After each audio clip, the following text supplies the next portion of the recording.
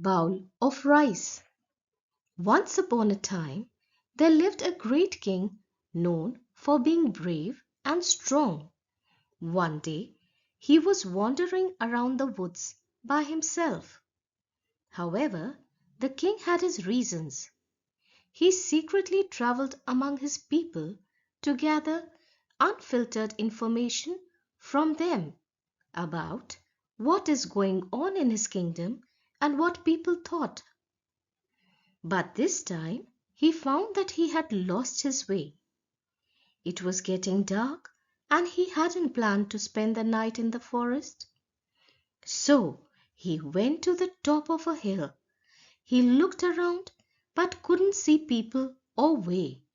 Then he saw the light from a great distance. He walked in the direction of the light and soon came to a hut. King reached the hut and noticed an old woman cleaning outside the hut. The old woman did not recognize the king, but thought he was a soldier and welcomed him with warm hospitality. She provided her guest with water to drink and prepared a comfortable mattress for relaxing. After a while, she served a hot rice and curry dish in front of him. The king was very hungry, so he hastily put his fingers on the hot food.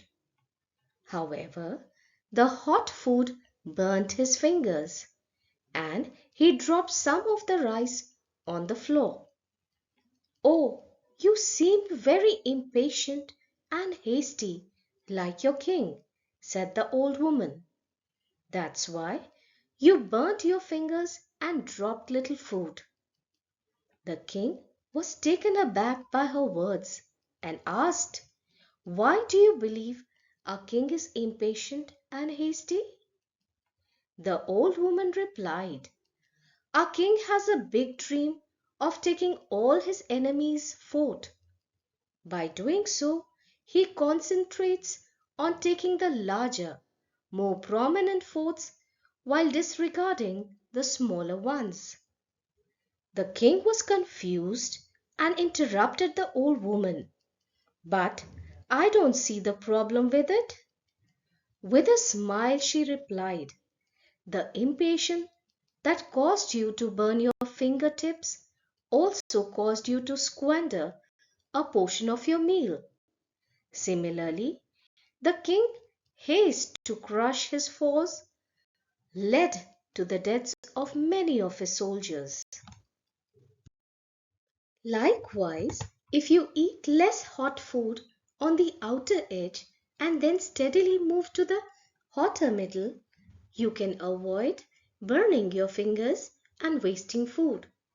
Similarly, the king has to first focus on the smaller forts to consolidate his power. When the king takes over the smaller forts and other settlements, providing supplies and information to the stronger fortresses, the enemy's morale gradually deteriorates, making it simpler to capture them. This will help him take over the larger forts without suffering heavy casualties among his force. After hearing this, the king realized his mistake and learned the importance of patience and not acting hastily. He thanked the woman for her wisdom and left the next morning. After that day, he always made plan to grow his kingdom steadily rather than prematurely acting on impulses. Moral: if we want to succeed in life, we need to learn how to get there and then put in the time and effort necessary to make it happen.